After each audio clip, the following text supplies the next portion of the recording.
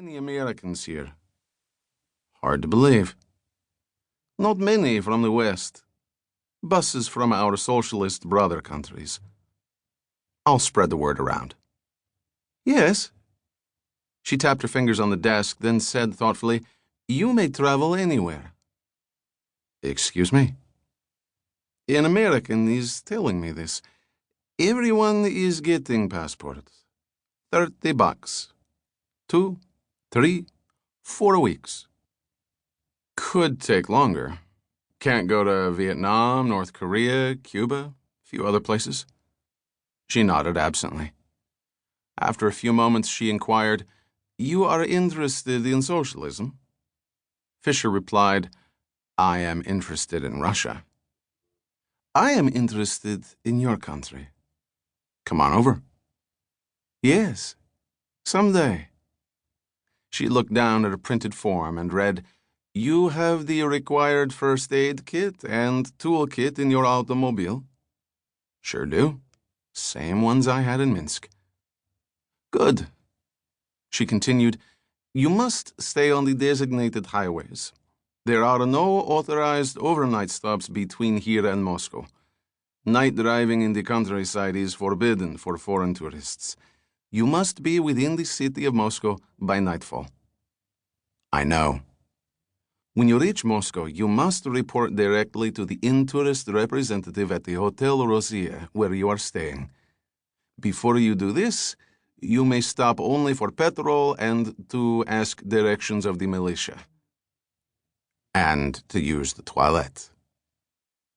Well, yes, of course. She glanced at his itinerary. You are authorized one small detour to Borodino. Yes, I know. But I would advise against that. Why? It is late in the day, Mr. Fisher. You will be hurrying to Moscow before dark. I would advise you already to stay in Smolensk tonight. I am already checking out of my hotel, yes? She didn't seem to notice his parody of her English and said, I can arrange for another room here. My job. She smiled for the first time. Thank you, but I'm sure I can make Moscow before dark. She shrugged and pushed the paperwork toward him.